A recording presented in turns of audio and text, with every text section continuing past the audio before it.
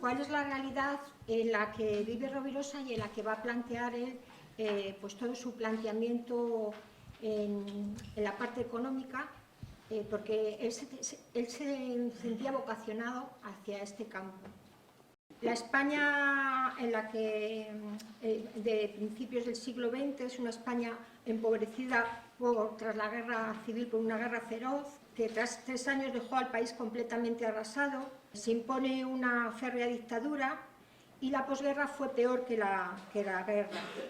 Aumentan el hambre y la opresión, aumentan los jóvenes que mueren debilitados por el hambre en los hospitales de tuberculosis. Franco adopta una política de autarquía durante 10 años y esto supone que cierra todos los mercados al comercio exterior. En esta situación que humanamente nos parece imposible que se pueda plantear algo, que se pueda hacer frente a una situación, a esta dictadura, pues un puñado de conversos y sacerdotes santos llevan a cabo una de las páginas más bellas de la historia de nuestra historia, que fue la evangelización de la clase obrera, que entonces eran los pobres de nuestra sociedad. Frente a una sociedad que está dividida entre rentistas y explotados, va a proponer la comunión de vida, de bienes de acción, que es la vivencia en cristiano de la virtud y la pobreza, la humildad y el sacrificio. Va a proponer la militancia cristiana de por vida, el compromiso bautismal, la promoción de los débiles y que una pandilla de amigos enamorados del ideal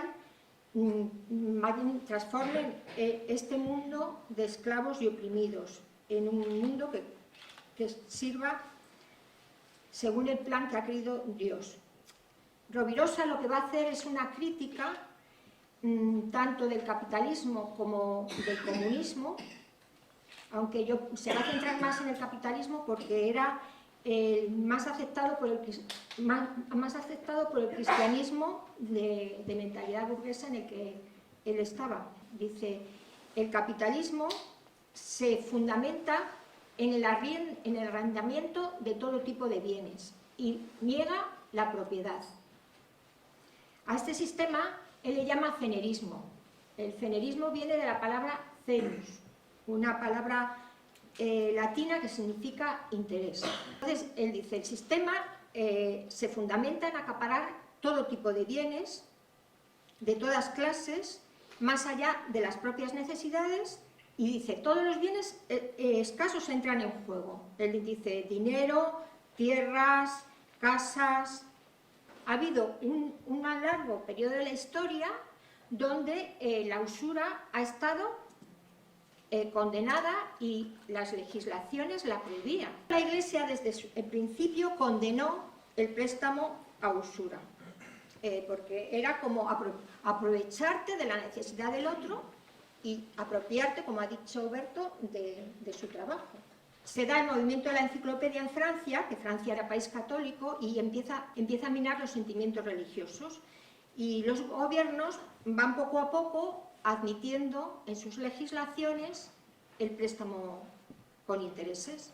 Dice, muy importante, el cenerismo despersonifica a las víctimas, que son los desposeídos, pero al mismo tiempo también despersonifica a sus beneficiarios, que se convierten en parásitos, en rentistas y en explotadores. Esto es muy actual. ¿Qué va a proponer Rovirosa? Él propone, dice, de una manera muy fácil, que sería como acabar con el contrato de arrendamiento y convertirlo en un contrato de compraventa. O sea, yo te voy pagando, pero ya sí que me voy haciendo con la propiedad. Bueno, y él también habla de la necesidad de la pobreza, gratuidad y servicio frente a la usura y la especulación. Yo diría que él lo vivió, la renuncia, como la base del dinamismo económico, ¿no? De los rasgos de Rovirosa, siempre decimos que es un gran amante de la verdad, y lo hemos repetido, y yo le daría la vuelta. Es un gran amante de la verdad porque es un gran odiador de la mentira. No sé si existe odiador, pero es un gran odiador de la mentira. Le repugna la mentira porque le hace un gran mal al hombre, a la persona. Entonces, como gran odiador de la mentira, se propone de mantener, como decía Ángela, las grandes mentiras del sistema capitalista que lleva tantos siglos basándose en mentiras. Y eso sería rasgos fundamentales de de la persona de Rovirosa, un santo, un converso, un apóstol de los pobres, donde nos invita a todos a desarrollar nuestra vocación a la santidad, como ya hemos hablado esta mañana, a la vocación evidente, de estado profesional, que es de la que yo hablaré un poquito esta tarde, en cuanto a ideas económicas que Rovirosa nos plantea, y vocación a la justicia y de estado. Nos pone también en situación a la hora de cómo él describía el capitalismo, lo llama anticristiano. El capitalismo es anticristiano y Rovirosa nos anunciaba como la obra maestra del diablo ha sido el presentar la religión de Cristo como compatible con el capitalismo, el querer hacer compatible el cristianismo con el capitalismo. Rovirosa habla de que es fundamental para poder transformar esta sociedad, tener lo que llaman una buena teoría de esa transformación. No podemos improvisar para nada, o sea, porque el capitalismo, él dice que no es que tenga una gran teoría, sino que actúa por los hechos consumados. El capitalismo actúa así, pero nosotros tenemos que ser capaces de crear una gran teoría y ponerla en práctica, evidentemente. Pues destaco, digamos, 3 elementos que van en las 3 dimensiones para las que Rovirosa, el coping se fundamentaba. Rovirosa no entendía el coping como una cuestión meramente económica. Tiene una parte fundamental que es la dimensión material, la dimensión económica, pero una concepción de una nueva sociedad no puede hacerse solo desde lo económico, desde lo material, sino desde también la dimensión intelectual y cultural y desde el aspecto religioso.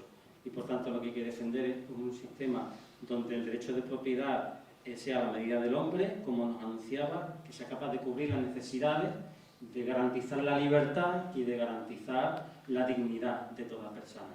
Respecto a la vocación profesional, como decía, él se imagina también y cree que estamos llamados a una sociedad de bien vocacionados en todas las dimensiones, pero fundamentalmente también bien vocacionados a nivel profesional, ¿no? Y por último, el valor supremo de la gratuidad en economía viene del mandamiento nuevo, de la aplicación del mandamiento nuevo y de esa llamada universal a la colaboración por la existencia. Igual que en el cuaderno del fenerismo desmonta la artimaña capitalista del arrendamiento que comentaba Ángela, que hace fuerte y en cierto modo hace inexpugnable el propio sistema, en este cuaderno Rovirosa quiere acabar con ese dogma de la propiedad de la empresa. Y él lo cuenta muy bien, no me entretengo mucho, pero bueno, en el paso de lo que fue la empresa artesanal, la empresa del siglo XV, XVI, XVII, a la empresa industrial, ahí en ese paso los capitalistas se adueñaron de los medios de producción y de todo lo que suponía ese patrimonio y digamos, montaron como normal el que una empresa tuviera que tener un dueño necesariamente, ¿no? Ahí es donde Rovirosa plantea que el capitalismo ganó la batalla histórica. En cuanto al derecho de propiedad privada, lo que Rovirosa quiere dejar claro es que, aunque tanto el capitalismo como la doctrina social de la Iglesia admiten el derecho de propiedad privada, la Iglesia ha defendido siempre el derecho de propiedad privada de lo que son bienes externos, en función de lo que estos son los que proporcionan la libertad y, como decía, los que sustentan la dignidad. Porque una empresa es un bien de orden superior, pues él define la empresa como el conjunto de no solo los medios de producción material, las personas, ni los medios de producción materiales, sino todo el conjunto de personas, de medios de producción material y de medios de producción inmateriales, es lo que hace que la empresa sea un bien de orden superior. Una realidad viva y que por su propia naturaleza no es susceptible de apropiación. Y por último, Rovirosa sí que se centra en imaginar cuál debe ser la situación de las personas en la empresa de derecho natural que él habla. Según Rovirosa, es miembro de una empresa todo aquel que dedica la totalidad de sus capacidades y sus esfuerzos profesionales. Y Rovirosa dice que aunque una empresa Unos pueden tener más o mayor responsabilidad en la toma de decisiones. Una empresa lo que la tiene que caracterizar es que esté formada por hombres libres y responsables y no por amos y siervos. A modo de conclusión, Rovirosa, cuando escribe todos estos libros, tiene muy en cuenta de que todo ese corpus que ha elaborado sea realmente una gran teoría, sea una buena teoría que pueda funcionar. Él denuncia radicalmente la empresa capitalista de amos y de siervos porque es contraria a la naturaleza humana, no es conforme a la naturaleza humana, y pone también el empeño en algo en lo que desde el movimiento hemos trabajado desde el principio, en la importancia de trabajar por crear una corriente de opinión fuerte que haga asumir en todos una conciencia de que hay mentiras que son a las que hay que combatir y que no se pueden asumir así como así. Por eso él se empeña en el que el trabajo fundamental está en el terreno moral. Un trabajo a base de luchar por la verdad, por la justicia, y que eso da una fuerza de incalculable valor. Él, una de las cosas que destaca y que hace mucho empeño en el peligro permanente que va a haber siempre en la tarea de los cristianos, en la instrumentalización por parte del poder, por parte fundamentalmente de partidos políticos y del propio capitalismo, y por eso su empeño de poner nombre e identificar muy bien quién es el enemigo contra el que tenemos que enfrentarnos. Y por último, su empeño de que realmente la Iglesia es la única esperanza para la humanidad, la única esperanza para los más pobres. ¿Por qué? Porque es maestra de humanidad, es experta en humanidad y es la que puede y la que debe dar de verdad esperanza a los hombres de hoy.